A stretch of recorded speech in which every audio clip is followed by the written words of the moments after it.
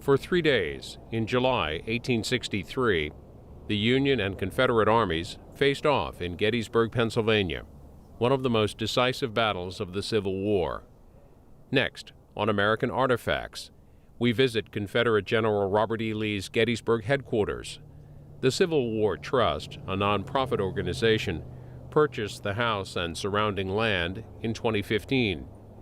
We talk with Jim Lighthizer and Garry Adelman of the Trust about the property's history and restoration.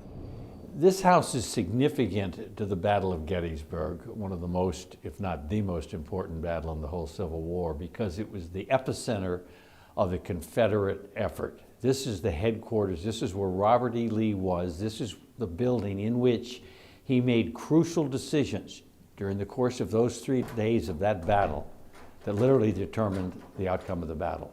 This property, when we bought it, looks nothing like it does right now. It was a hotel complex with a brew pub restaurant attached to it. So it was roughly, envision a 40 or 50 room 1950 style motel with a restaurant saloon attached to it, all surrounding this building that I'm standing in that was Lee's headquarters. So Lee's headquarters was hidden in plain sight. What we did to restore this site, if you will, was first we had to get rid of the 20th century. And that was tear down, move out all the debris that encompassed a hotel, or a motel to be more precise, a restaurant brew pub. And then we had to restore the topography. We had to tear out something like 15 different structures, including a swimming pool and a whole bunch of a gift shop, those types of things. This thing was just layered with 20th century commercial establishments. We tore that stuff out, restored the topography. Now it looks the way Robert E. Lee would recognize it in the 19th century.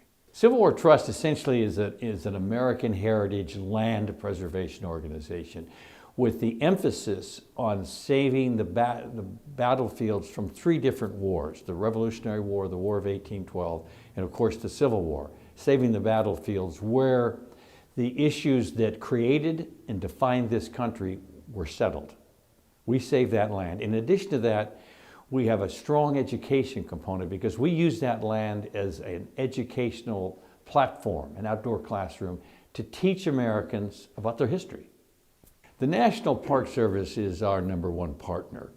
We work very closely with them to buy land that they either can't buy for whatever reason. They can't move fast enough, they don't have the money appropriated, etc. We come in and buy the land. We restore the land. And then we turn the land over wherever possible to the National Park Service to add to National Park Service parks that already exist. We enhance their product, if you will. Gettysburg is not such a small town at the time of the Civil War. There's gas lighting, there's several churches, banks, 2 educational institutes of higher learning, and there are houses like this one dotting the countryside. So, you have, like a lot of America at the time, rural living with people tending small farms, and this is along one of the 10 roads that led into Gettysburg, and one of the many houses where you're going to have 1, 2, or more occupants tending a small garden and living life out. And of course, the Battle of Gettysburg would descend upon this town and forever change it.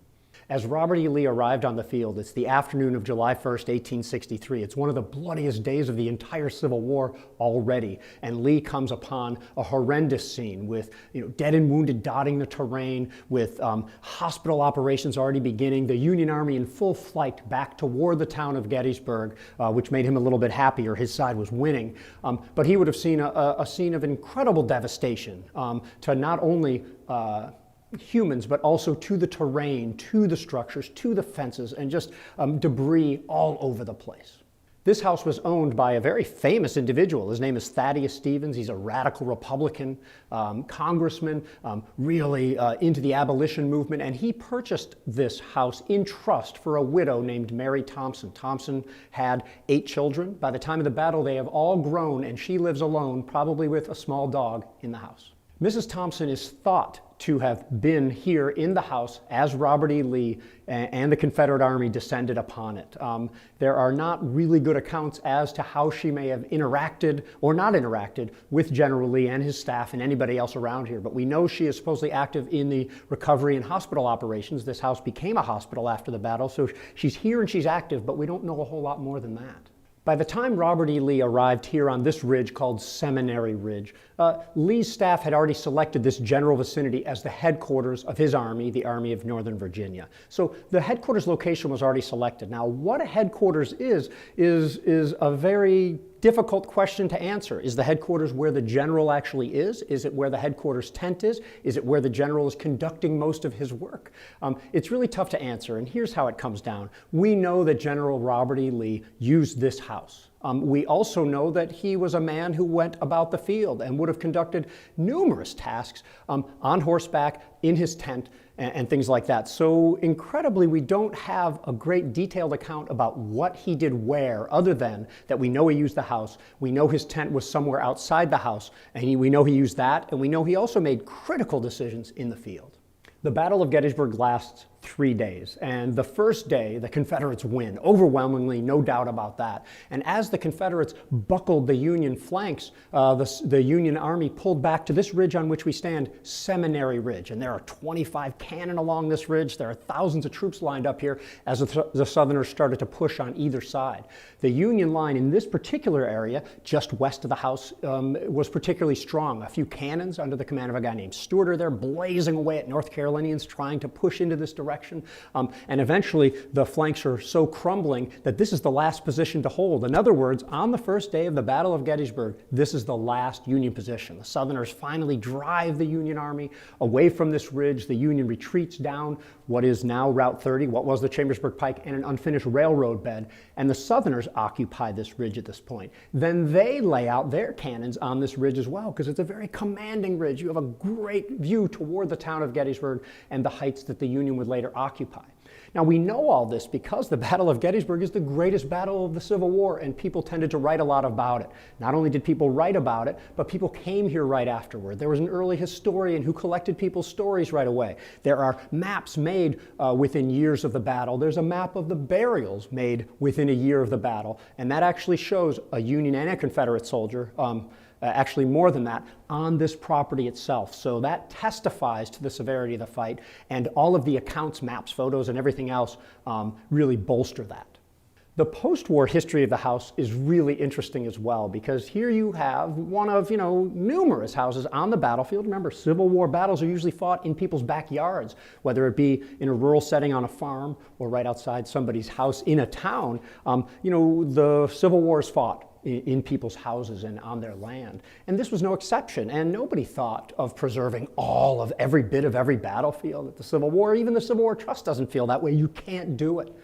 But this became one of numerous places right along a major route where people could stay and receive travel services. It eventually became a tourist area. They had cabins here and eventually a full motel complex.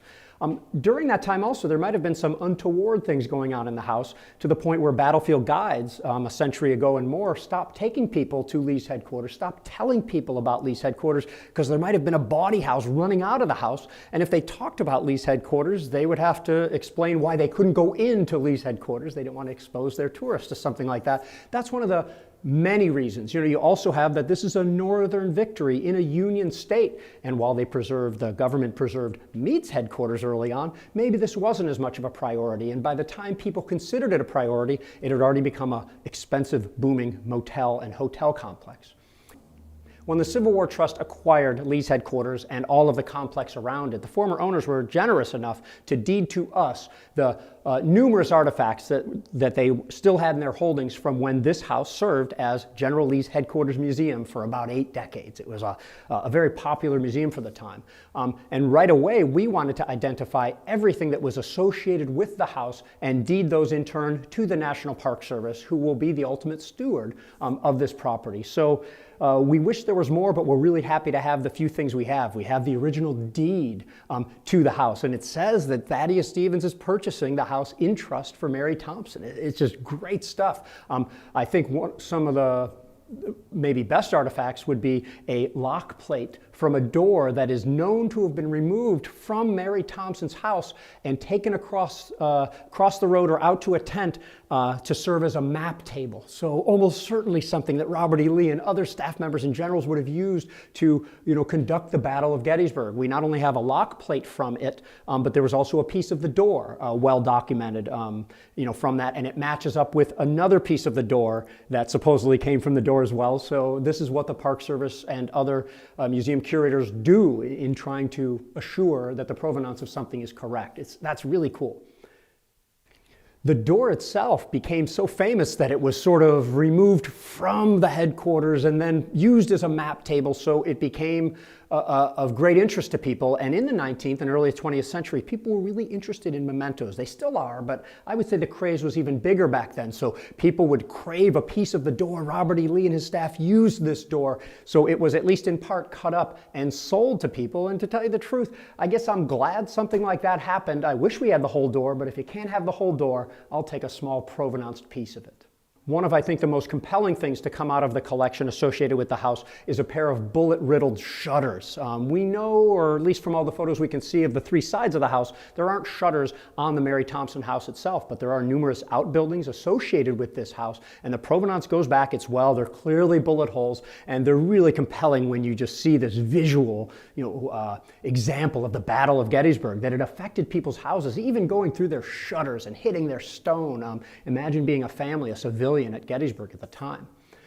Finally, we're really pleased to have a chair, which provenance holds up really well. It's a mid-19th century painted chair, thought or known to have been at the house at the time, and happily apparently was not in the house during the fire that gutted this place. So to have any furniture, and there's more than one chair, and I believe there's a table and a tablecloth thought to have been here when Robert E. Lee was here, we're just very fortunate to have any of this. There were another 100 artifacts, and we opened up to the National Park Service to have and add to their collections anything they wanted. And ultimately, we ended up deeding most of it to the National Military Park here at Gettysburg, but also to places like Fort McHenry and to, I believe, Cedar Creek and to Monocacy, other battlefields which could benefit from things in the collection that were provenance, that were traced to people that fought at those places or were connected with those places. The Civil War Trust purchases and preserves the hallowed ground where citizen soldiers made this country what it is today. Some of the major decisions of American history have been decided on battlefields. A lot happened elsewhere, but they were ultimately decided through military victory by citizen soldiers. And the Civil War Trust preserves that land where the soldiers struggled, not necessarily in the otherwise very important prisons, hospitals, forts, cemeteries. Those places are very important. We save those places if there is also fighting at those places, hallowed ground where Americans fought and bled.